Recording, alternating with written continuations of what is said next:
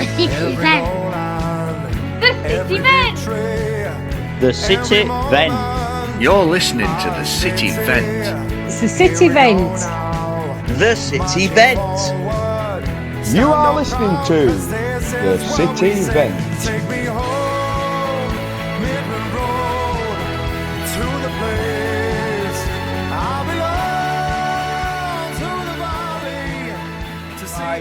Four, three. You got to three. Yeah, because that's what they do, mate. We'll have to keep that in. Have you never seen when they're on TV and they go 5, 4, 3? I thought you'd gone again. Anyway, do it again. Do 3, 2, 1 for me. Just keep it simple. 3, 2, 1.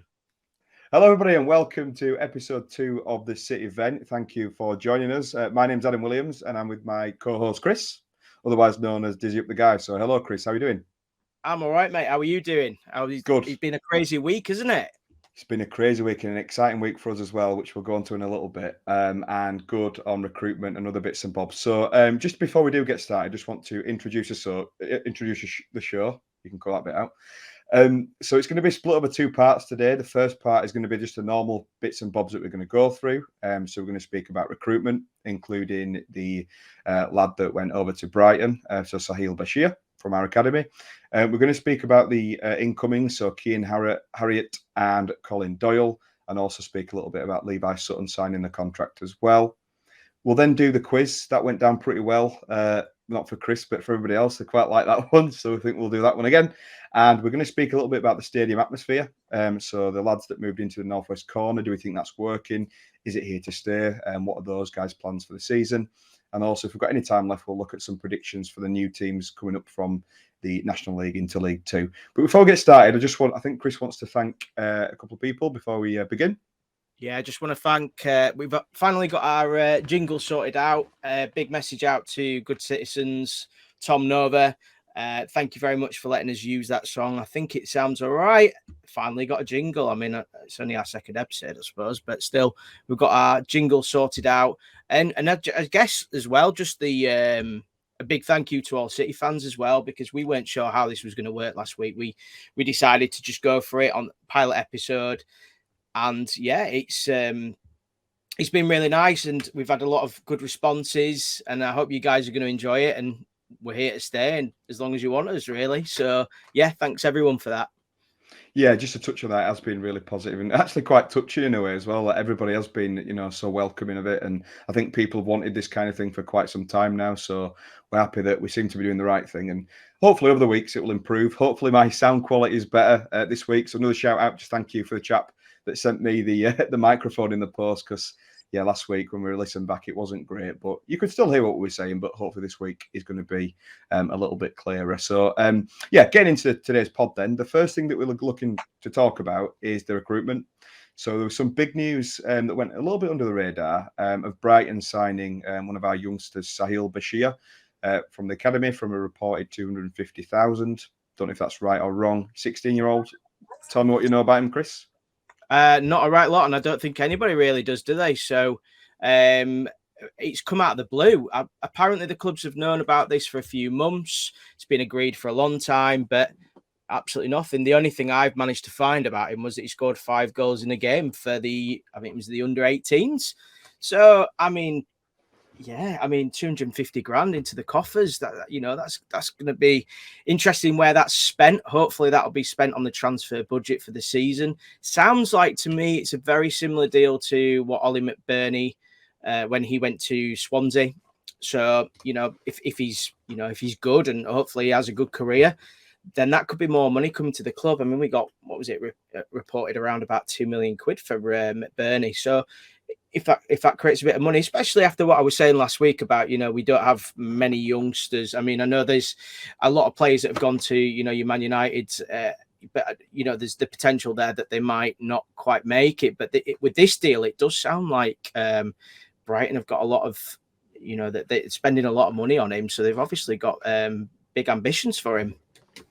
Absolutely, and you've got to believe that there's going to be some add-ons in there for if he gets international appearances, if there'll be 25% add-on fees, whatever it may be, if he does move onwards. So I'll just watch that space, I guess. But like you touched on, have we spent that money already on maybe the compensation money for Derek Adams? Have we already spent it? Who knows? Are we looking to bring some players in with that money? It'll be interesting to see what happens in the next couple of weeks with recruitment and see if we can see that, in our budget for this coming season, I guess. So, yeah, I don't think we can tell you a particular great deal about that at the moment, but hopefully maybe the TNA might publish a little bit more, or the club might come out with a statement as to what's going on with that one. So moving on, we'll talk about Levi Sutton to start with. I think this one was probably leaked on Twitter a little bit before it happened, and there were some pictures that people circulating that were very pixelated, but it did look like Levi. Something I'm delighted with personally. I really like him. He's got an engine. He seems to work so hard on the pitch. Thoughts on that one, Chris? Yeah, more than happy. I'm a big Levi fan. On his day in League Two, I think he's possibly, one of the better players in this league by far. Again, he's like you said, he's a work engine. He's a workhorse. He works very hard, and yeah, I think genuinely on his day, I don't think there's many better midfielders. I'm not saying he's the best in this league, but I'm saying that when he's on it, he's fantastic for me. Yeah, I think he's got a lot of potential to kick on. Personally, Levi, I think he's got the sort of the raw elements required for a really good player. He likes to run forward the ball. He's very positive thinking. I just think he's going to be one of these players that's going to have a really outstanding season, a bit like Josh Morris a few years ago. I think it was Scunny was that, wasn't it, when he had a proper good season. Is that going to happen for Levi? I hope so. But is he a starting player potentially for us in League Two next season? I'm not sure. Yeah, I'm not too sure myself. I know towards the end of the season, probably for the last half a season, really, he's not held down that first 11 team as he's not had that position. So it would be interesting to see what happens with him. I do like one thing though, that he was talking in the interview with the club, and he said, well, when you were offered the deal, were you going to stay? He said, absolutely. He said, I'm a Man United fan. Mark Hughes is one of my heroes, and my granddad, the day that he signed, wanted me to bring in some, Man United shirts to get them signed by Mark Hughes. So, and he sounded very, very positive and said, listen, my job, when I signed was to get us out of League Two. We ain't got there. I haven't finished my job. I want to stay at this club. And those are the kind of players that we need. We mentioned a little bit last week about, we're missing a few leaders. Is it, possible that Levi becomes a leader on the field? I think so. But he needs to build on where he was, I think, after the first season. We need to see that Levi again. I don't think we saw much of that last season as much as we did the previous season. I'd agree with that. I don't think he's had the same freedom that he had in that first season. He used to just go away with the ball, carry it, have a real go with it. And I don't think we've seen the same player. He's being played a bit, all over the place. He's a bit of a utility man, in fairness. You can put him anywhere on the pitch and he'll do a job for you. So it will be really interesting to see what happens for Levi. What I will say is it's Sunday today when we're recording, and last night it was Andy Cook's wedding. I don't know if you've seen the videos or pictures, but if you haven't, take a look, guys. I think there's some that have been put on the hashtag, but I actually follow some of them on Instagram, and it's funny. Callum Cook was there, Levi Sutton, Andy Cook, and was that it? Oh, Gilly as well. Gilly was there. But yeah, really funny videos on there. If you get a chance to watch them, City fans, have a look, because it really tickled me. Do you know what, for me, and we were saying this on the last pod, we're from a working class environment, most of us. Bradford's a working class city, and when you see lads just having fun on the beer, I really can connect with that personally. And I know everybody doesn't drink. Obviously, we're a multicultural city, but yeah, I just seen them having fun and just being lads. I just love to see that. I don't know what you think about that one, Chris. But yeah, I thought it was Andy Cook doing his karaoke, wasn't he? yeah, singing away, absolutely. What a guy! I mean, like I said, probably slated him a little bit last week, and he's not my idea of the best striker in League Two. But as a character, I mean, he's absolutely brilliant. And singing karaoke at your own wedding, I mean, wow. Impressive. And it shows you how much of a connection all four of those have as well. Obviously Callum's left the club now, but I know that they were all traveling, weren't they, together from the northeast together. So it just goes to show that they genuinely did have a bit of a they have a bond together, which I mean a couple of them might be leaving, but we'll see. Just to throw that one back at you a little bit, just something that came across my mind there a little bit. It was just the four of them there, wasn't it, at Andy's wedding? Now, does that come across that there's maybe cliques in the club and players that get along with other players better, or anything in that? I think you're probably right. I think that obviously they will spend the most amount of time together, won't they? When they're doing the traveling, they will probably finish training and then travel back together. So you would imagine that there is that that they have got that bond together. So it doesn't massively surprise me regarding any of the other players. I don't know, really. You don't. Although Oscar Frelko, for instance, his wedding was a couple of weeks ago, wasn't it? And I'm trying to remember the two players who were there for that, or a couple of players there. O'Donnell was there. And Elliot Watt was there as well, the both of them. So it's interesting. But the thing is, in workplaces, you'll have friends yourself that you get on with probably better than the rest of the workforce. It's one of them things, isn't it? But I mean, is it a concern? Potentially not. But I just found it interesting that at those two weddings that you referred to, there were different people at them. And do we read too much into that? Maybe not. But just something I noticed. I just thought I'd mention it. So just moving on then from Levi then a little bit. Speaking about the other signing that we made after him, Kean Harriet on loan from town. You keep calling him Kean Harriet. It's Kean Harriet. There we go. You said that at the beginning as well, and I was like, shall I pick him out? I thought, no, I'll let him say it again. Do you know what? You can either cut it out or I'll say it again. Kean Harriet from Huddersfield Town. Now, for me, an absolutely brilliant signing. People on Twitter are saying, why is it a good signing? But if you look at what Port Vale fans are saying about him, it's nothing but good stuff. He's a really, really exciting prospect. For one, he came over on the bus from Huddersfield. He got off and he kissed the badge. Now that, for me, loved it. Absolutely loved it, Chris. Thoughts on him? Yeah, I got a few pelters on Twitter for this. I probably went a little bit overboard with us signing him, but I'm very excited about him. He's talking to one of my Huddersfield mates, unfortunately. They mentioned that he scored so many goals for their youth team. I know that doesn't mean massive amount, but they've got a lot of hope for him as well. He had been on. He hasn't scored that many goals, though, believe it or not. I think he scored 5 goals for Port Vale last season. He did come off the bench quite a lot. However, they really liked him. I know he scored a couple against Mansfield, I want to say it was. He also scored in the playoff final against Mansfield as well. I think he's a really, really exciting prospect and someone, I am quite excited about signing for the club. Port Vale fans were pretty gutted and they're going to be in League One. I suppose it's also a case of whether they could offer him League One football, which I don't think they could. So it's going to be an interesting year for him. I also look to see that he's out of contract next year, or that it's certainly stated that he's out of contract next year. So if he has a really good year at City, is there potential there? Obviously, he's still a young lad. Exciting. I really am. It's not a player that I thought we would be signing in this summer. And it's the kind of player that we've been talking about, that we're bringing in these younger lads who have got lots of potential, and we're bringing them in, and it's fantastic. Great signing, absolutely fantastic. And making a loan signing so early doors in the transfer window is quite unusual, I think. Usually when you're signing your loan players, it seems to be a little bit later on because they're looking at what options they've got and things like that. So he was keen to come to our club. We wanted him and we made it happen. And I just love that. I love that sense of urgency that the club's got. People might think, is it rushing into signings? Are we trying to just get the players before they sign elsewhere? But I don't think it is. I think we've got a strategy to go in for these young players that are hungry to do well.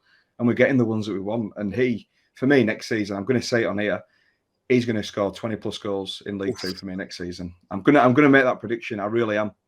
Big fan of him from what I've seen. You need to put that on Twitter because you might get the same pelters that I were getting. So probably not there. I'm more well liked than you. So well, somebody said that I'd compared him to Ronaldo, and I absolutely didn't. I didn't compare it to Ronaldo. And then I'll leave it at that. But yeah, I did get a little bit overexcited. I'm not going to lie, I did. I just think he's a great prospect, and whether he'll get those 20 goals, I don't know. It's going to be interesting. The only player who can do that is himself. So let's see what happens. And yeah, and do you know what? Another 9 out of 10 signing for me so far. It's very, we said 8 out of 10 last week. We're quite happy. I think we're building. I expect, I think we're probably going to sign 3 or 4 more players, maybe 5. I don't know. I'd probably say 4. We need another central defender. There's, no disputing that.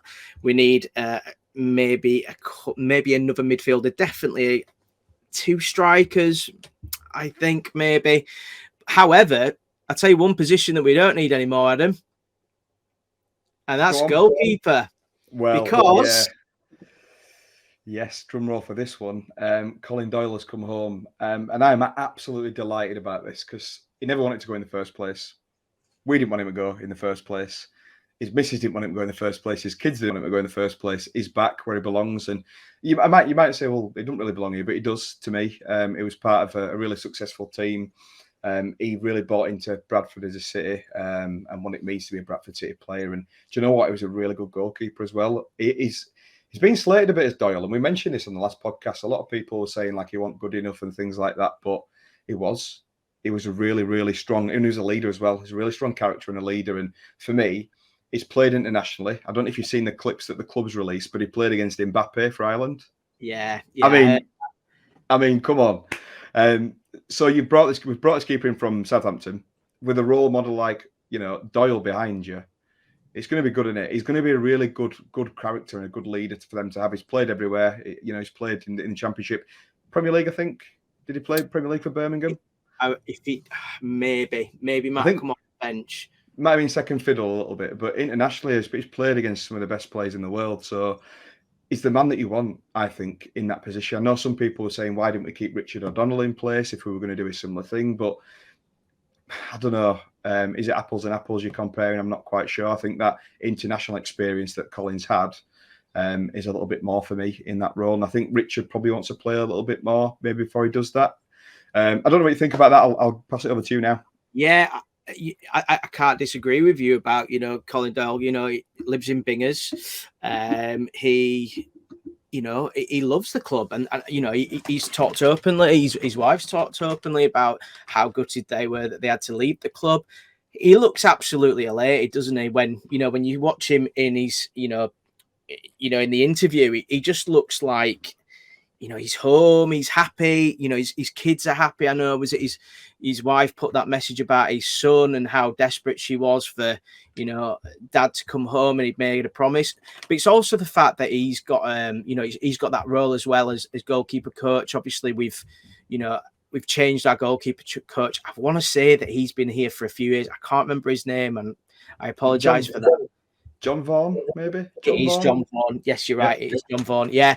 And obviously, I don't know what's happened there, but, Colin's come in. He knows he won't be playing much. He might be playing very sporadically, very, very much so. I think in the last 2 years, I think he's only played something like 10 games. But it's that experience that we were talking about last week again, isn't it? We were talking about we need some of these experienced heads to come into the club. Mentioned Charlie Adam, we mentioned Jay Spearing. Maybe Colin Doyle's that man. Maybe he's the one who comes into the dressing room and, is able to build these young lads. And it's exciting. It's good to have him home. Absolutely. It does, and it adds to this feeling that I've got that the club really seem to be doing things right at the moment. Some people might say, are we righting wrongs a little bit by getting him back in? I don't think so. I think it's a good time for him to come in. He's at that age in his career when he maybe wants to progress onto the coaching side of things, and I think it's ideal. Somebody tweeted about, well, if you're bringing Doyle back, why don't you bring Billy Clark back? And I just don't think it's the same sort of thing. I really don't. So I think it's very exciting, and I think, let's see where we go from here, see who else we're bringing, but I do think we need some more leaders, more in midfield and beyond. So that's it really about the recruitment talks, unless there's anything else from you, Chris. it's just let's wait along and see what's going to happen. Like I said, I'm hoping for a couple, 3 or 4 new signings. Let's see what happens and let's see where they fit in. And I'm hoping that maybe by next week we might have a better idea of what kind of team we're going to be looking at. Are we going to be going for a lot more younger players? Is that the new plan? And it's, let's see. I know, again, it sounds like we're all getting a bit over it, ahead of ourselves, but I can't knock the transfer window so far at all. Let's see after the first game, though. Let's see what happens after that, and then we'll build from there. Absolutely agree. I think we'll just see where we go from here, see who else we bring in.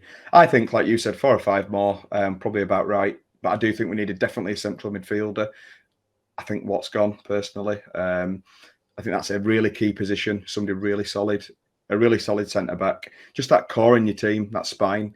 And then I think fullbacks are probably sorted. I would have probably liked a little bit more pace at fullback, if I'm honest. We might need another one on the left side, maybe. But we'll see. We'll see what happens. But yes, that's it on recruitment from both of us. The next part of the show will be the quiz feature that we have renamed Quizzy Up the Guy, which I absolutely love. Shout out to Andy Carr for that one, who helps us with bits and bobs with the show. So thank you for that. Absolutely love it. So we'll get into the quiz right now. So, Chris, number 1 today. Are you ready for it? Right. Can I just mention something as well? People have not let it down, and I do not blame them. I cannot believe I got that question wrong. Do you know something? I'll never get it wrong again. Good. I hope you never forgive yourself either, because it was a bad one, that, mate. We're starting this podcast out, really doing his best to make it a success, and you get one of the most important questions wrong. On the first question. Yeah, exactly. Yeah, everything was just wrong about that. But so I think it's important for me to say right now that maybe I don't know as much about football, but I'm going to try. But it was nice that the viewers were listening in and also telling us what their scores were. I think, did someone get 8 out of 10? Yeah, and I don't know how that was possible without Googling. So, yes, just to point this out, you cannot use Google as a tool. This quiz, if you are playing along at home, just do it off the top of your head, please. Don't cheat. Tell us your actual honest scores. We're not going to think you're any less of a City fan. Maybe you can say that back, Chris. That's fine. But anybody else, send your scores in and don't worry about it. So, number 1 in today's quiz. Who scored the first goal in the League Two playoff final in 2013 between Bradford City and Northampton? It's got to be Naki. It's not Naki. It's James Hansen. Because Naki got 2 though that game. It didn't, mate. You're having a Mary already. It didn't. Rory scored. Rory scored a header. Naki scored at the back post. I can tell you we were 3-0 up after 27 minutes, if that's we were, and we were already enjoying ourselves by then. But yeah, Hansen scored like a looping header. Don't know if you can see it in your head now. I think did Nathan Doyle put it across maybe? And it's the one where he's going like that. Yeah. Or was that for Rory? Anyway, yeah. Gary Thompson. It was Gary Thompson that flicked it, that crossed it in, and he scored. Doyle's set up the McArdle goal. So there we go. Bit of knowledge from me there. Maybe we should switch roles next time. Well, I was thinking actually, but anyway. I might not put myself into that. It's out of the frying pan into the fire and all that. So the next question, what is the population of Bradford to the nearest tens of thousands? Because it's quite difficult to get it exactly. So the population of Bradford to the nearest tens of thousands. I use the Bradford government website for this, for anybody who wants the reference. I'm not going to get this right because I'm never good with populations. And you don't live in Bradford, so there you go. I'm going to go with 250,000. Unfortunately, you're incorrect there. You're probably about half short, roughly, give or take. So the nearest tens of thousands we'd be looking for is 540,000. So if you got that right, fair play. But I think the exact figure on the government website was 536,986. Oddly enough, though, in 2011, it was about 320 or something. So it's been a massive increase. That's where I'm getting it from. So hopefully we'll have more City fans. So if you look at that growth, City will grow at the same time. And funnily enough, if you look at season tickets, how it's increased, it's kind of followed that trajectory. So there you go. Maybe the people of Bradford are buying into it. Hey, you know what? That's a little bit of stato there for all the fans. There we go. So question 3. Who scored our winning goal in the FA Cup final win in 1911? Oh, come on. It's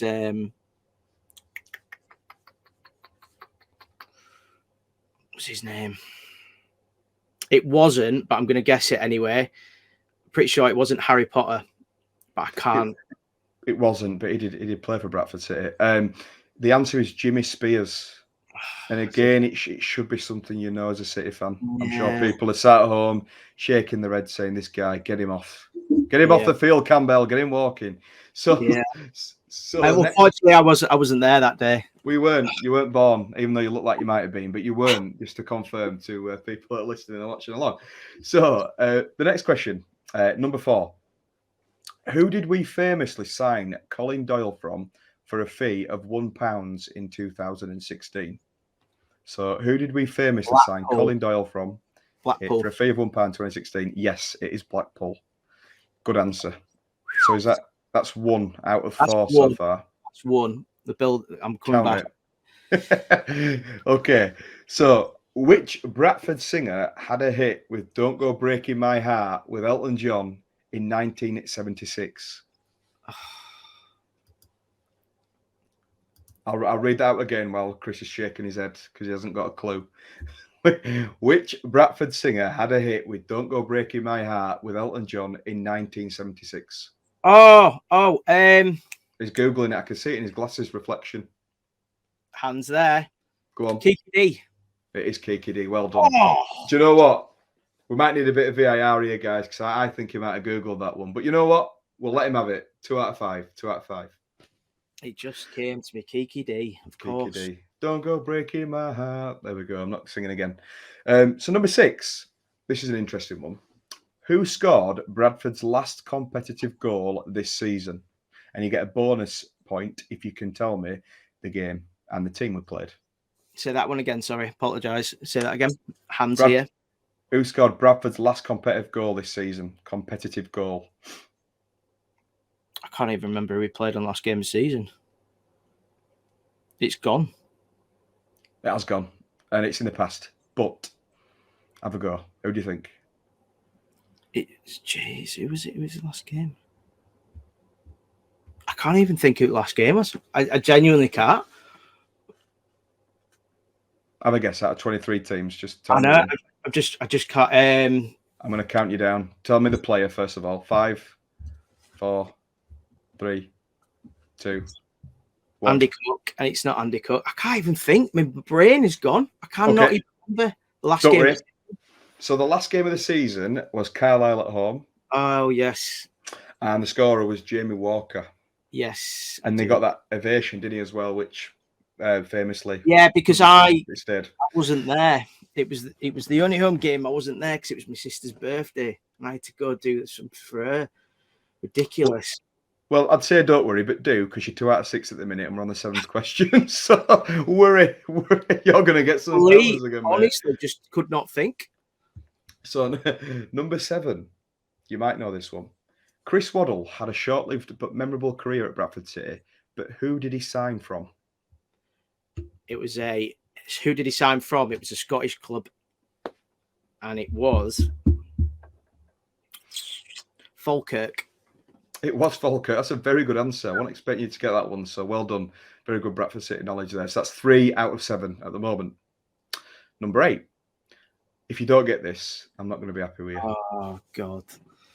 What is the current price for a standard adult season ticket at Bradford City? You've got to get this. With this campaign that we've had, you've got to get it.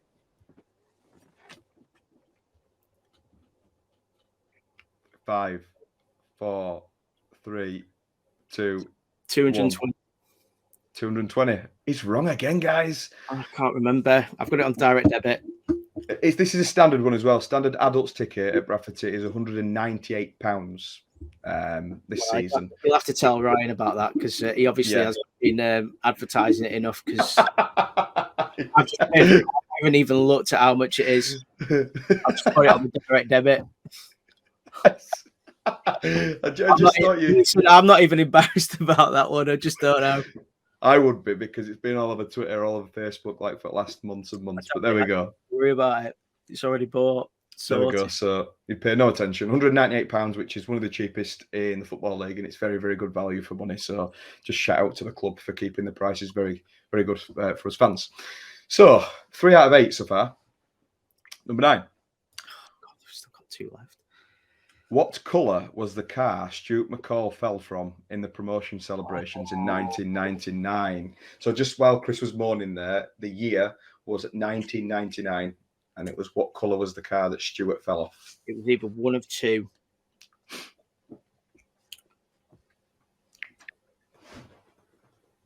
I'm going to go with red. It was red. It was red. Yeah, like a dark sort of burgundy red. Very, very famous video. If nobody's seen it, I'm sure you have. I don't know where you've been if you haven't. I was there for that. There you go. 1999 promotion. Yeah. So take a look at it on YouTube. So Stuart McCall falling from a car, and he didn't spill a drop of his beer as well, and that's confirmed. Didn't happen. So there you go. So number 10, last question that Chris will be thankful of. So we've got 4 at the minute, 4 out of 9. Who has the most international caps whilst playing for Bradford City? So while they were playing for the club, who has the most caps for their country? Ooh. And you get a bonus point for how many caps that is. Oh, God. Do I go? It's either 1 or 2. And I'm going to go with Cesspod. I'm not making a face yet. I'm going to wait for your answer on caps. And I'm going to go with 32. Well, you're totally wrong on Cesspod anyway, but I just wanted to keep you going a little bit. I was just thinking because obviously, yeah, but no. Do you know what?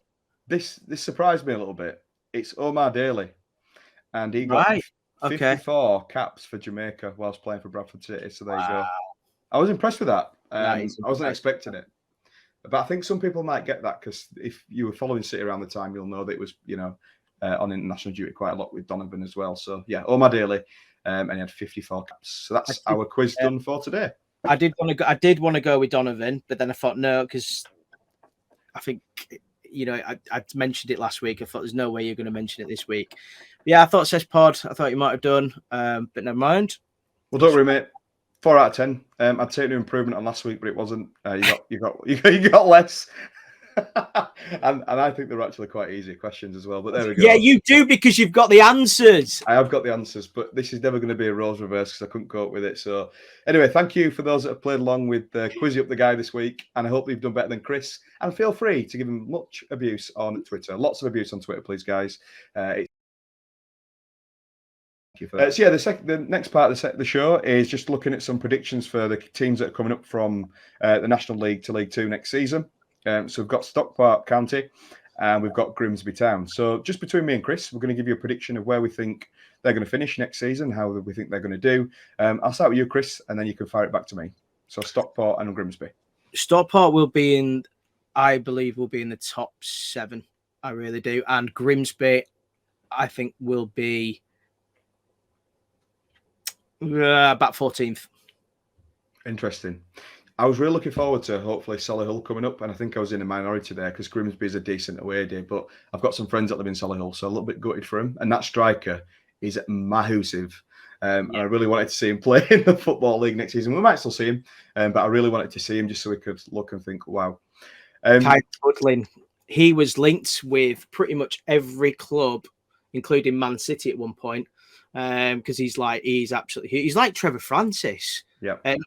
Kevin Francis. He's like Kevin Francis for his, how tall he is and everything. But yeah, he was linked last summer with Man City. I think we'll see him we might see him in the league next season. Yeah, even bigger than Big Sticks if you look at the stats as well. So to make a reference closer to home, yeah, Big Sticks, Ian Ormerod, taller than him. So if you can get your head around that, there you go. For me, I think Stockport are going to be top 10. I think they might struggle a little bit as the season moves on with the fitness demands. It's a little bit of a step up in that regard. Although National League's been brilliant this last season. Grimsby, I think they will finish out of the top 10 somewhere. I'm going to say Stockport 9th. Grimsby 15th next season. I know usually you see him come up a little bit and do quite well, but I can't quite see it. I think if Wrexham had done, we might see more. But looking forward to playing Stockport. I think it'll be a really good game. And they'll bring the loads, and the away day will be good as well. So, but well done to Grimsby for coming up on Stockport, and we look forward to playing you both next season. Yeah, it's just been confirmed, just as because that would have been quite embarrassing if Solihull had scored the last second of vote. Grimsby at the second have just been promoted. So that's, do you know what? Well played to Grimsby after, they were shocking last year when they were fighting on the pitch at Bradford. Don't forget, Maurice and I can't remember the other player it was who was fighting. So, it's he's turned it around as the manager. So, yeah, well done. Well played. Exactly. And well played, Maurice, as well, for fighting with the City player and then getting a gig on the Radio Leeds commentary team as well. So that's the way to do it, guys. Just kick off. Yeah. Get sent off and, do us a favour in a game and we'll get you on our commentary team. So there we go. So thank you for listening to part one of our show today. We're going to move on to the second part, which is a very special guest going to be joining us. I'm not going to tell you much about the guest at the moment, but they are a very, very good one and we're impressed with it. After only the first show that we've done. We're looking to do this as much as we can. So if you've got any links to any ex-staff or any players that you can get us in touch with and get them on, we want to hear from anybody like that that's been connected with the club. But yes, thank you very much for listening so far, and we look forward to seeing you in part 2. The City Vent. Take me home, Midland Road, to the place I belong, to see the city. So thank you for joining the second part of the City Vent, and we've got a very special guest with us for the second part. It is Ryan Sparks, the CEO at Bradford City since November 2020. So welcome, Ryan. Thank you for joining us. Evening, guys. Thank you for coming on. It's not often that you get a CEO or chairman of a football club agreeing to come on these podcasts, so it is very much appreciated. There's not many at all across football that do it, so we really do appreciate you coming on here today. No problem. Thank you. So we've got quite a few questions we want to get through, and then if you want to give us any information, you can, any exclusives, we're here for it. The first one that I wanted to ask you, Ryan, if you don't mind, is the plan for the club going forward. So it's something that you touch on quite a lot in interviews, but I think that fans might want like a clearer picture of what the vision involves that you allude to in the interviews. What is it, the vision that you have at Bradford City? Well, I mean, I'm very passionate about our model, and our model versus other models, and to be ultimately successful on the field in that model. It bears a lot of it around a growth, of all areas of the business. When I took over, I felt there were multiple departments that weren't really scratching the surface of where they could be, and that's been proven since then. We've grown the club and the turnover is increasing, in all areas, and really ultimately feeding into the bigger picture. I want to have the best team we can on the grass. I want to have the best manager we can get, and I want to have the best facilities, and all that feeds into. But you have to have a business that can support that. Or what event? All that will ultimately happen is you will have a good season, have one more after that, run out of money, go backwards. It has to be constantly coming through. A big area of that is the youth department, the way in which we trade players from sort of our junior level up through the first team, more assets in the first team. It's quite a bigger picture. There's a lot to it. A key part of it was ensuring the staff at the club were the right people to take the departments forward. We've made a number of appointments. Some serious talented people have come into the business in the last 18, 24 months. I believe the club's seen the fruit of that. And I'd like to think that in 12 months' time, we'll be having a different conversation about the football side of the business following another big appointment in that area. Interesting.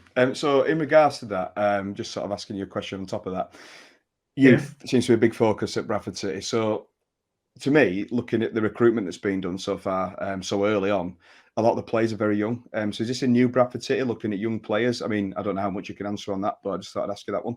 No, I don't think that's really what we've gone for. I think there is some quality in that experience. I think, I'm young myself, and I get that often my own way. But when I've worked in sport for 10 years, and the players that we've brought in have been around it for a number of years. You've just in Kean Harrott and Jake Young, who I'm sure you'll point at, you've got 2 promotion winners from this season.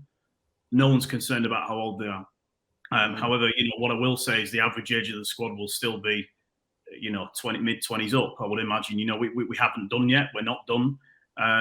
We want experience in key areas. And you know, we've studied quite a lot the sort of 7 teams in this division from last season, the amount of start in all league their teams. If you do that work yourself, it makes for quite interesting reading, and it's not perhaps what you think. However, there are some teams at the top end who've got thousands of appearances, you know, in their squads. So what I can tell you is, at the moment, with the players we have secured, we're well and truly in that mix already in terms of where we need to be. We actually had the second most experienced squad in the division last season, and that got us 14th position. Although I do feel there were more to that than that, to say the least. But I think you understand what I mean. So, you know, while we're mindful, there are some that they're coming. These players have been signed for a reason, not because we're just looking to pick anybody up. There will be other younger players coming in, and there'll be some older ones as well. Interesting. Thank you for that. Yeah, Ryan, you mentioned earlier on about the facilities, obviously getting better facilities, and you know it's obviously a conversation Bradford City fans have quite a lot. You know, the facilities at the school now, as good as they are, and I do know that they are good, and I know that you yourself have mentioned many times that you're more than happy with that. But are there any other plans for other facilities? Maybe even, I know it's a pipe dream, and of course it is, but it's something that you're going to get asked. Is there a potential that we might be looking at some other facilities, our own facilities in Bradford? Well, there's 2 answers to that question, really. Well, there's 3. Our relationship with Woodhouse Grove is very, very strong. You know, it started over 10 years ago, and it's very strong. You know, I went there myself, so there's a bit of a natural connection. I speak to the headmaster a lot, and one of the areas of focus for us, obviously, is the academy. And the academy facilities are not fit for purpose currently. And there is a massive project going on down there at the moment, which will take them to, in my opinion, Cat 2 potential level. Not that that's required either, but it's there if you need it. Bigger picture, you know, and the guys down there, we've discussed it ourselves as we go through the divisions, which is obviously the plan. We're mindful that we would like to enhance our facilities, and if that was to ever mean leaving Woodhouse Grove, then I'm sure that would be a conversation we'd have. But there are conversations ongoing all the time at the moment with the council, who've been very forthcoming. I must admit, in the last 6 months, I've felt a point of difference from the big hall down there in the town, and there's some new people, some new blood coming into that building, and I think that's very, very interesting. Certainly from my point of view, having worked at Featherstone previously, where Wakefield Council are heavily involved in the sporting landscape of that area. But no, they get it, you know, and there are conversations there around facilities, stadia,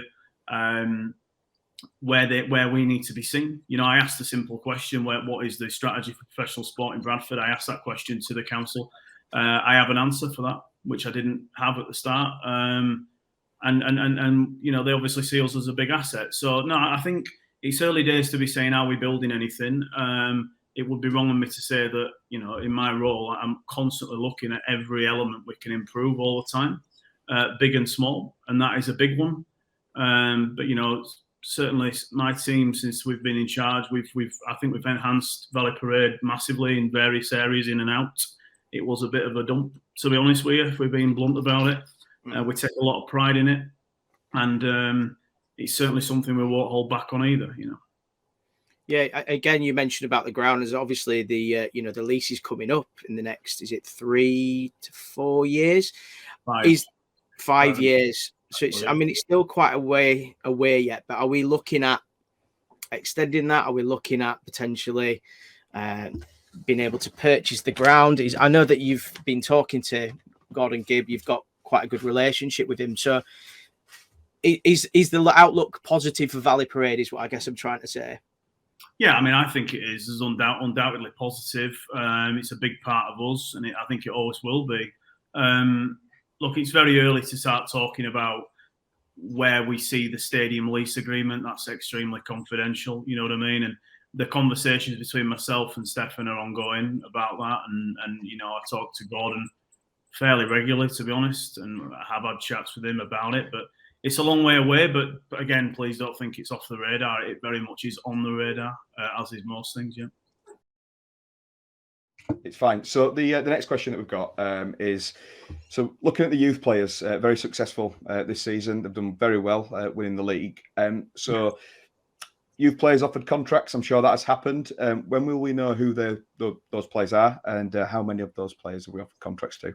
There's multiple, actually. I'd say about half a dozen. Some of the conversations are still ongoing. Some of them have been concluded. one of the boys that we would like to recruit obviously will be a part of our new goalkeeping structure for the first team, which will give the guy a real chance, a pathway to progress. I felt, you remember when we had Joel Strikes-Kenworthy at the club, I just felt his path was constantly blocked in terms of development. And now we have an opportunity with Colin coming in as a sort of number two. He'll push number one, no doubt, but ultimately he's here to coach the goalkeepers. He will have so much experience, and certainly with Harry coming in as well from Southampton for the young guy coming through. But yeah, well, we've got some good players. I'm really pleased with the guys that have, for the 19s and all the staff. There's a huge amount of work gone into it. I've been very passionate from the start about the way I see the academy, the way, I fully believe you can trade players to the top of the pyramid. You can generate revenue and you can still win trophies at academy level and provide a secondary pathway into your first team in the meantime. And I think, that's been proven this season. We've over £500,000 in player sales from that area since I took over. And now we have a trophy for the 19s. So I'm obviously pleased with the direction of travel on that. But, like with anything, there is more work to do on it. And we certainly won't be stopping at where we're at. Facilities-wise, I think it'll be a massive help. What we're going to do in the next 6 months, and we'll take it from there. So, yeah, it's interesting you mentioned about Colin Doyle and obviously the new goalkeeper structure. Was that a decision that's been long thought about, and just the feel that we needed to do something a little bit different, maybe a little bit more like other clubs around, we've inbreeding our goalkeepers, as like you said, but it's something that we haven't done for a long time. Is that something that's been a difficult decision to make? I don't think any decision is difficult. When you change things, it can be difficult. We've decided to go in a different direction for next season and beyond, and obviously bringing Harry in from Southampton, we've cleared things up in terms of we've changed the look of our goalkeeping department, and we'll see how that pans out. It's obviously a conversation between myself, the manager, and Glyn and Stephen about how we saw it going forward, and we're on the same page with it. We think it's going to help us, and look, Colin knows the football club, and the last time he was involved at the club, we were at Wembley, so he knows how to win. He knows what's required, and he understands the fabric. And while it's not really, I don't think it's normal to have a dressing room full of former players. That is more of a pipe dream than a reality. It doesn't hurt to have people that understand around the business, and there are a number of the players in the team that if you cut them in half, they would probably bleed claret and amber. So, and that to us is crucial. So I've got a couple of questions now. I've got 3 on the agenda that all sort of look at me. So this one is about some news that's broke potentially on the Brighton side of things for Sahil Ibrahim, the potential sale of one of the young players. Yeah, there we go. Sorry about that. So can you tell us anything about that, or is it under wraps at the moment because it's nothing been published as far as the club's concerned, I don't think? Yeah, no, it's not part of our policy to discuss the younger players and their moves. Obviously, Sahil's a player that has come through the ranks at the football club, and there are, right now there are a handful of Premier League clubs interested in half a dozen of our players. It's just the way the market's changing, and it's positive for our football club. It's great opportunities for the guys who can step up, and it's great opportunity for the football club to grow and develop. And Brexit's played a key part in that. Clubs in the Premier League can't recruit as they once could from Europe due to the GBE laws and visas and whatnot. So it makes the academy players at League 1, League 2 level very, very attractive. So the market is changing dramatically. Yeah. And at what point does a player become a saleable asset when they're in your youth system? Like at what age does that happen? Because obviously I think he's under 16. So can you tell us a bit about that for people that don't know? Yeah, I mean it's an interesting one really. We meet quarterly from a technical perspective for the academy, and when we do meet, there are in each year group there are the players are categorised in terms of where they are, and it's a difficult question to answer really because you're in danger of sounding like a car salesman. I think it's more a case of when we feel that player's path perhaps is blocked, there is interest in him and we can't deliver that currently where we are without a 23s or whatever that would look like, then we have to do what we think is right for the football club, but also right for the player. And ultimately, that's, you know, we're all kind of responsible for feeding the game as well, you know, with talent. But in terms of when they become a saleable asset, I think it's to be honest, when the interest is there, you know, we don't actively sell our players. We've got no reason to. We don't have to. We don't need to. But you know, the phone is always ringing about players from as low as 12, 13 upwards. Yeah.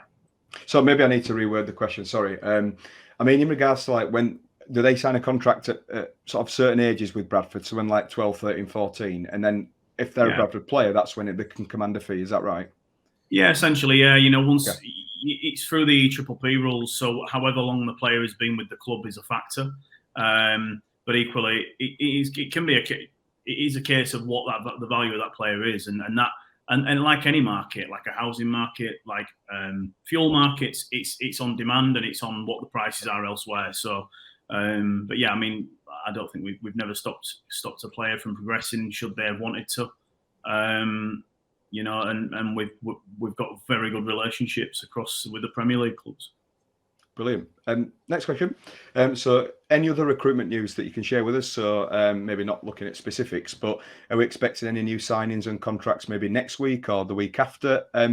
It's been very impressive so far. I'm sure a lot of City fans that are listening to this will agree. Me and Chris are very impressed and happy with how the recruitment's gone so far.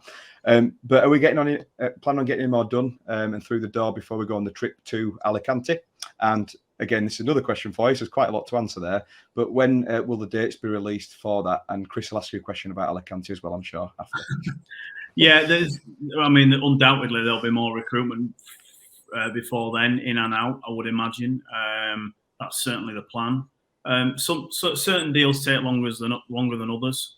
You know, for example, Keane's deal has been in the pipeline for 6 to 8 weeks. You know, if I'm honest, that's not because we saw him do well at Wembley. We were at Wembley watching him and a couple of other players as well. And but that was a conversation between us and Huddersfield just prior to Stephen's arrival at the club. So, and you know, when Stephen came in, he was very passionate that Keane Harrott needed to become a Bradford City player. And as you saw in the semi-final and the final, he was probably right, to say the least. And, you know, the boy's character's infectious.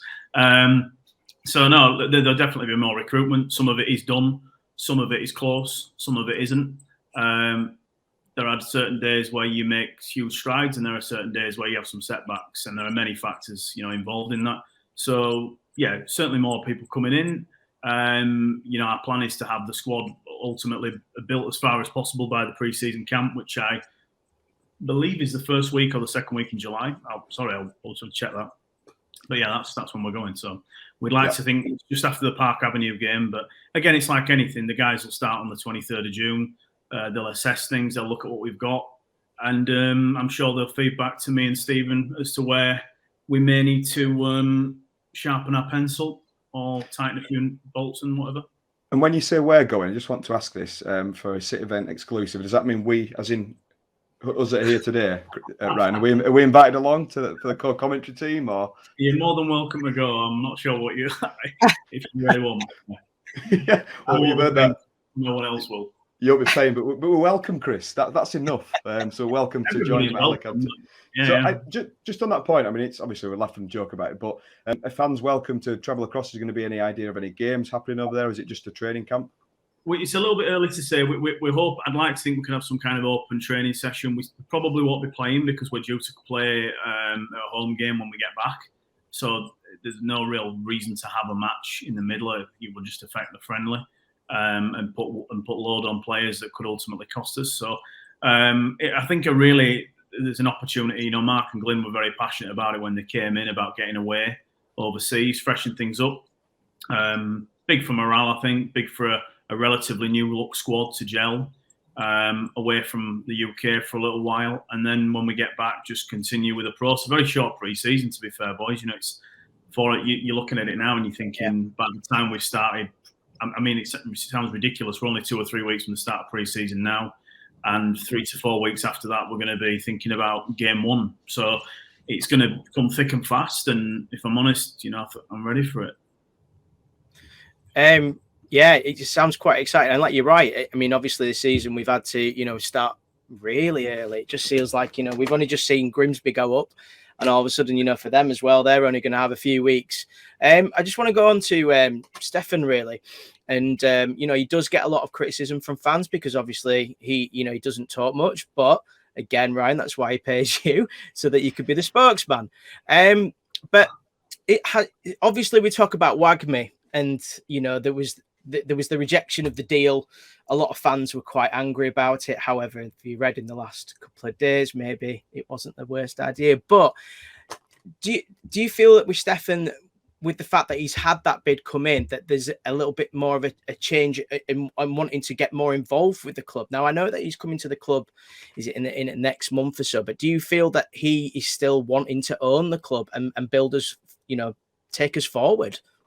Yeah, I mean, it's a given, it's his business at the end of the day. Of course, I can assure you, if he didn't, then, my phone would be a lot quieter. Obviously, what you guys don't see is that we speak quite a lot, on various subjects.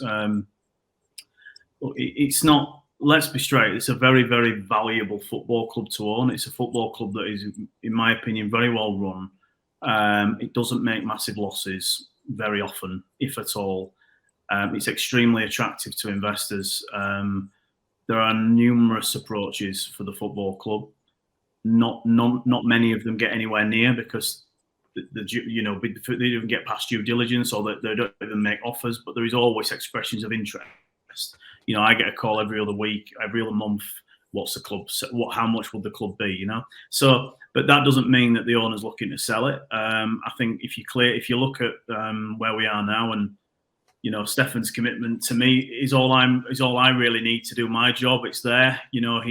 We speak clearly about the budget. We know where we can push it to and where we might need to push it to even further if we need to. And ultimately that would boil back down to him. So, if he wasn't committed to that, then he would just simply tell me to cut the cloth to the point where we don't have any risk, and we probably wouldn't have any ambition of, pushing forward. I don't think anyone can question the ambition of a club, really, if I'm honest. In the last 12 months, we've appointed a promotion-winning manager, and now we've appointed Mark Hughes, and we're trying to piece together a bigger budget than last season. And as you saw with last season, not the biggest budget wins. So, it's not either. That's not an exact science, but from my point of view, it's a bit of a red herring. It's kind of something we need to drop for me. I don't really. We go on about it all the time. It's question one off a lot of people's lips, but I don't. It doesn't concern me, and if it did, I probably wouldn't be the chief executive. People who know me closely would know that I wouldn't stand in front of something I didn't believe in, even if it cost me personally. I would just walk away from it. I'll be honest with you. So that's never happened. I've never considered that, and we've had some pretty tough times since I joined the club in 2018. So. No, I'm comfortable. From my perspective, he's probably more engaged now since I've been in charge of the clubs, purely and simply because I've opened that line of communication with him very clearly, and that's no disrespect to Julian, who were there before, but Julian previously owned Bradford City. He probably didn't need someone working that closely with him, or felt it was required at the time. But from my point of view, the owner needs to be engaged at all times. It's his business, it's not mine. And the decisions that are taken by me and my staff ultimately could cost him massively if it doesn't work out. So without question, we're constantly conversing, and I certainly haven't. If anything, I've noticed more engagement in the last 12 months. A lot of fans believe that due to your background in rugby league, where you've come from, to do our social media and where you come from, that you may not have the necessary experience or knowledge required to do the role at Bradford City. So, as you probably would have expected, a lot of fans were surprised when you got promoted from the role you were in before to being the CEO. So I will admit I was one of them at the time. I was very surprised. When you look at your football club and they promote somebody that I thought was a social media guy into a CEO, you're thinking, what's going on? So that's me just being totally honest. So what can you say about that one, Ryan, and sort of how you found it over the last few years, sort of going from doing the role you were doing before to CEO at Bradford City? Because I mean, I might be wrong there. You might sort of clarify me on a few bits, but just want to throw that one to you. No, I mean, look, it's not really down to me to decide if I'm fit and capable to do a job. I was put in place by a guy that owned the football club when you were promoted from League Two to League One, and took you to FA Cup matches and cup finals and whatnot. So if he thinks I'm good enough to do the job, then really, if I'm honest with you, that's all that actually matters to me. Let's not be daft. I knew that when that announcement was going to be made, I knew it was coming. Wasn't the best day of my life, if I'm honest. I think that is just society, where sometimes things are, people write people off, and I understand that. I mean, my CV didn't say chief executive before this one. I'd like to think it will say that again in the future. Be it here or elsewhere, wherever life takes me, So this is what I wanted to do, when I was 16. I don't know what you guys wanted to do when you were 16, but this is what I wanted to do. And at some point, someone has to give you an opportunity. So that's the answer to that question, really. I mean, I know what I'll be judged on. I'll be judged on the state of the business that one day I'll leave behind and what's happened in it since I've been in charge. And I'm not, as like a manager, really, you're prepared to be judged on your success or failings. And it's like, I think that goes for any member of staff in the business, whether you're the commercial director, the retail manager, or the football manager. You will ultimately be judged on what you deliver or you don't. So, while I understand skepticism, that comes with a lot of things in life. What I will say is quite a few different things were on my mind when I was 16-year-old, to be honest with you, Ryan. But I really appreciate and respect your answer there. And to be honest with you, personally, I think you're doing a great job, and Chris thinks the same. So we're pleased that you are in charge of the football club. But just one more question on that. Obviously, you did start your career in rugby league as well. So is there sort of relative things that come across that are the same, or is it quite a different kettle of fish from rugby league to football? I know the money's a bit different, so. Yeah, actually, the money side of it, from a turnover perspective, it's probably, this club arguably smaller than some of the rugby league clubs that I was working around. I wasn't a chief executive in rugby league, so it's very difficult for me to answer that question directly. But there are major differences between the two sports. In rugby league, it's a sport that struggles massively to attract attendances and is constantly trying to reinvent itself, which is a reason it takes itself backwards, because people don't respond well to change and constant change and tinkering. You're almost tinkering your way away from what the sport is. And what I like about football is it's very thorough. I can sit there and say, let's bring a sin bin rule in. It's never going to happen because it's just not football. And one thing I've noticed about the game, people used to tell me about rugby league being very tribal. I'd say football's extremely tribal. It's beyond, you can pull crowds in great times and bad times, whereas rugby, if you like, is a bit different. But no, there are some transferable things. There are some that simply aren't. Life's about experiences, and I went through a lot in my time at Bradford Bulls, 2 administrations, things that I'd probably get sued for discussing, if I'm honest, things that I saw and witnessed and that I shouldn't have. And, ultimately the demolition of a sporting giant, I watched it in front of my eyes as a young guy, and as an employee, it virtually ended my employment there. So I've actually been through a lot tougher times, if I'm honest with you. Certainly a lot tougher when you're starting out, when your anxiety is a bit higher and you've not had the experiences to make you stronger. The things that I probably have witnessed at Bradford City have changes you as a human being, undoubtedly, and where we've been in like society alongside it. So I'm probably a different person to what I was, when I took the job to begin with, but for the experiences I've gone through, I'm a lot better for it. Thank you for that. So obviously, I will change slightly. So Mark Hughes came in. I think everybody was surprised. There was never even a rumor in the slightest. I'm not going to lie. I was in a meeting at work. I saw the tweet and I was like, who's this fake account now? I'm sick and tired of this. So obviously we know the story about the junk mail. However, obviously with Mark, we needed to convince him to come to the club. So how did we do that? How did we get Mark Hughes to come to this football club? Well, I think to be quite honest with you, for me, talking about the job, right? My job, that job. When you work in sport, it's not really a job. It's sort of a way of life. Ask your family. The families around the people. They'll tell you that it's a bit of a lifestyle, in a good way and a bad way, of course. And so, to be quite honest with you, when I met Mark, it was never a case of convincing him. pulling the wool and bending the truth was never going to work, because I needed him to understand what he was going to walk into. And if I'm honest with you, I probably undersold as much as I could to give the reality of the situation. But in the same breath, I was quite clear in that he's actually would be coming into an excellent situation, in my opinion, a business that's in a good position, a fan base that's desperate for success, an off-field department that's desperate to help deliver it. So it was really honesty, I would say, that gets there in the end. We had I felt when I met Mark for the first time, we were on the same page. And I left his house that night when we met, not knowing really what would happen, but I knew that I'd been honest with him, and he rang. I spoke to him the next day, and he said, "Right, let's do it," and obviously I went on that night to get battered by Harrogate at home 3-1, which was difficult, but I was in probably quite a dark place that night, but I also knew what was coming. And I guess just being able to lift the cloud on the Thursday morning in the way in which we were able to do it immediately took the pressure off the business and allows us then to move forward. So, no, look, from my point of view, I'm really pleased he's here, and Glyn, and there's something in the air at the moment.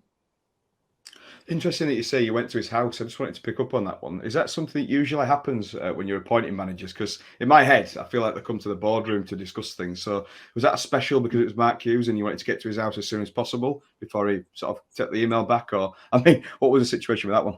Well, I mean, you've said there about leaks and things like that, and not wanting it to, it's a professional way of doing it, because ultimately, Mark, it would have been a conversation that I don't think would have been appropriate to have at Valley Parade, certainly in them circumstances.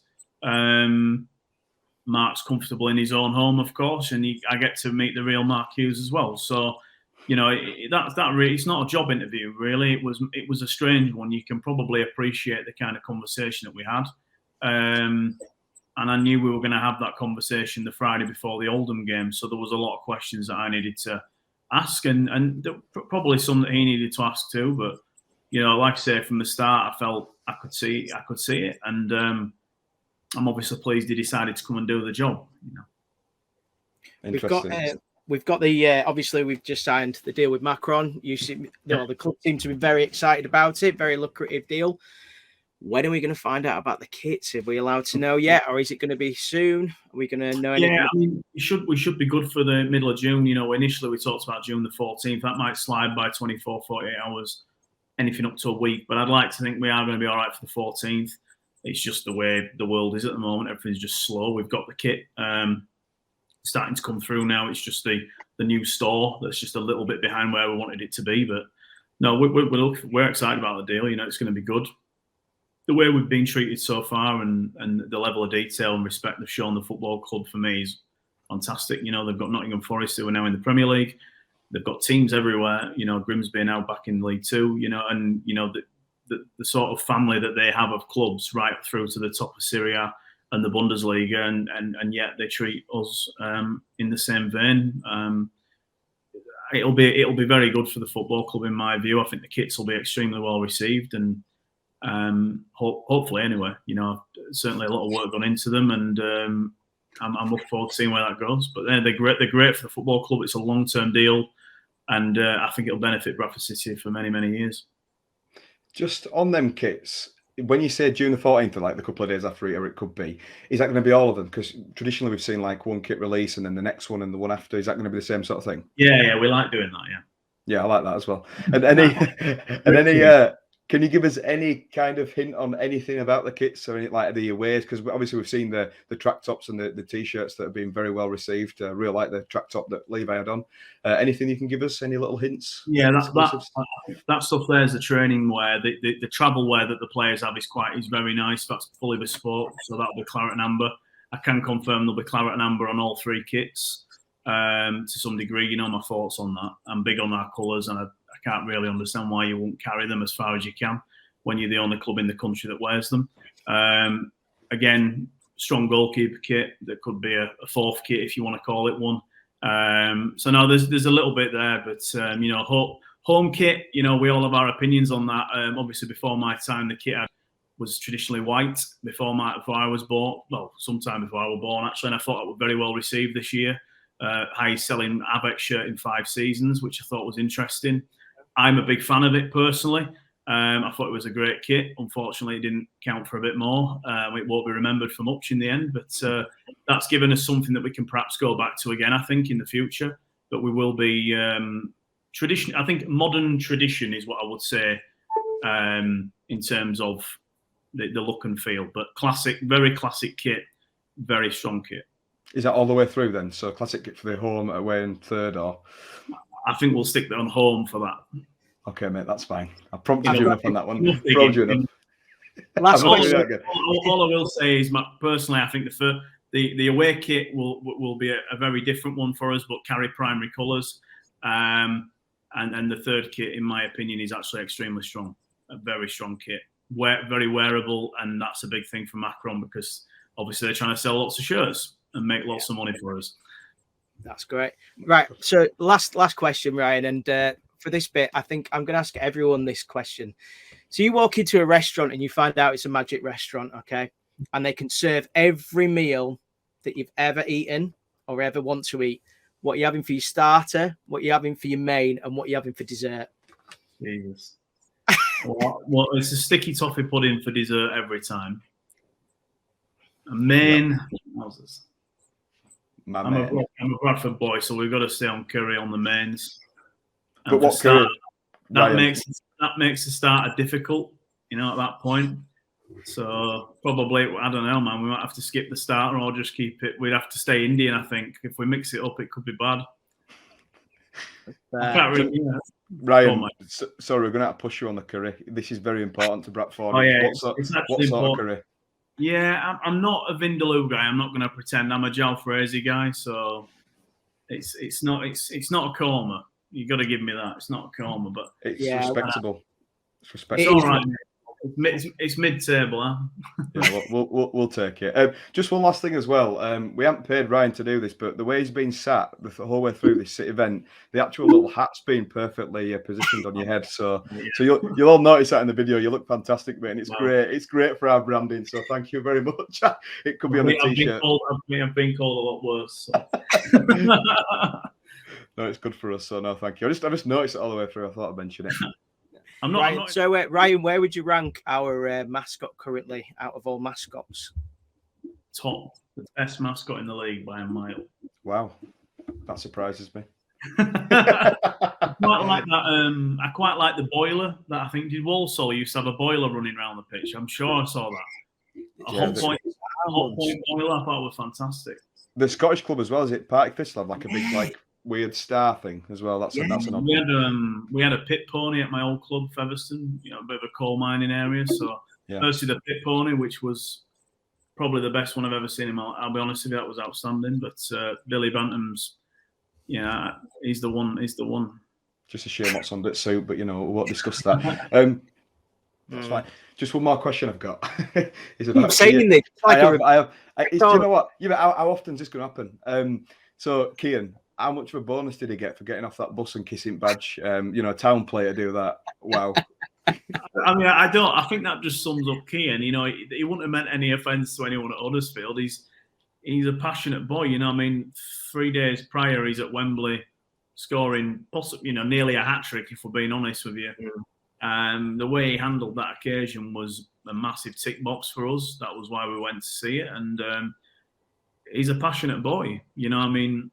We first met Cian Harrott a while ago, and when we did, you could see the desire he had to play football, and he's got some family, I think, and friends that are Bradford City fans, and he wants to represent the football club. But the one thing that guy's not going to need is an invitation. You know what I mean? He's deadly serious about us, and he's gonna, it's gonna be a real character around the place, and good teams need characters.